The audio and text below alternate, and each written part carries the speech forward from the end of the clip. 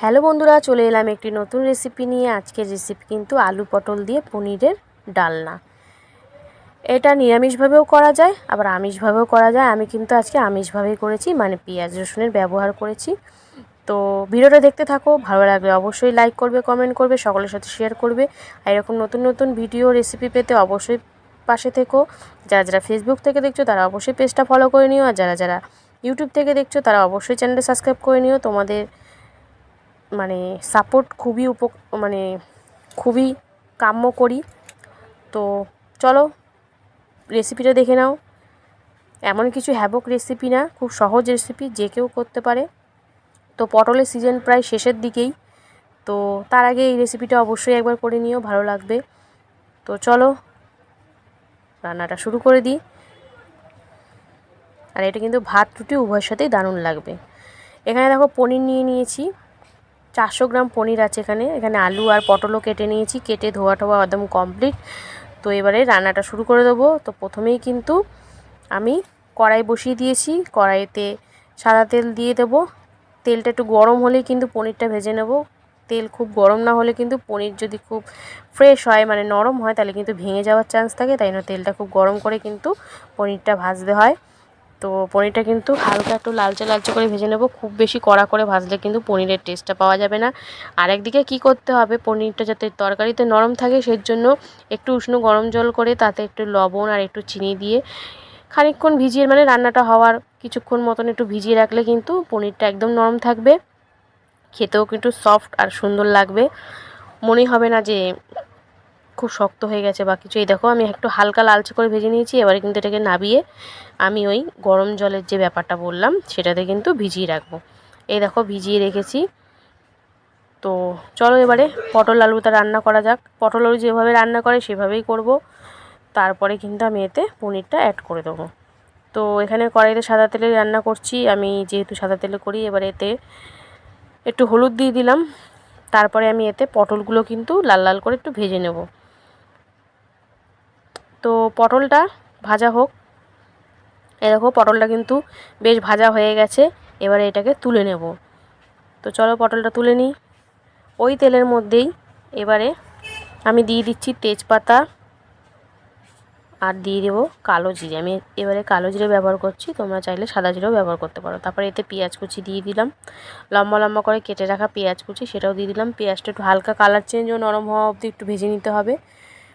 তো এটা পেঁয়াজ ছাড়াও রান্নাটা খুব সুন্দর লাগবে, আমি একটু পেঁয়াজ দিয়ে দেখানোর চেষ্টা করলাম, তোমরা পেঁয়াজ ছাড়াও করতে পারো। তো পেঁয়াজটা দেখো হালকা নরম করে ভাজা হয়ে গেছে। এবারে এতে আলুটা দিয়ে দিচ্ছি। আলুটাও কিন্তু হালকা একটু ভেজে নিতে হবে, 2-1 মিনিট মতন একটু ভেজে নেব। একটু ঢাকা দিয়ে দিলাম। এই দেখো আলুটা এবার একটু আবার নাড়াচাড়া করে নেব। এই দেখো। তো এবারে এতে হলুদ গুঁড়ো, একে একে কিছু গুঁড়ো মশলা অ্যাড করে দেবো। তো হলুদটা দেওয়ার পর ভালো করে একটু নাড়াচাড়া করে নিচ্ছি।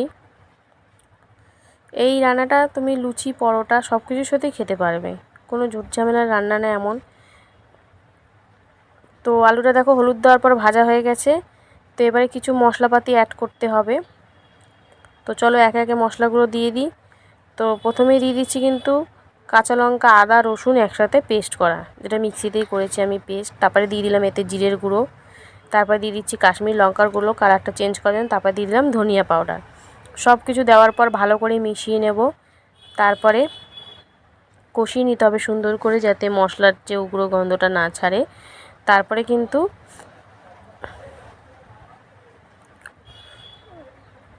তেলের পরিমাণটাও দেখতে পাচ্ছ অনেকটা কমই দিয়েছি, যেহেতু সব ভাজা, পনির ভাজা, পটল ভাজা হয়ে গেছে, সেই জন্য পরিমাণটা কম দিয়েছি। তো এখানে আমি এবারে দিয়ে দিচ্ছি কিন্তু একটু সামান্য জল।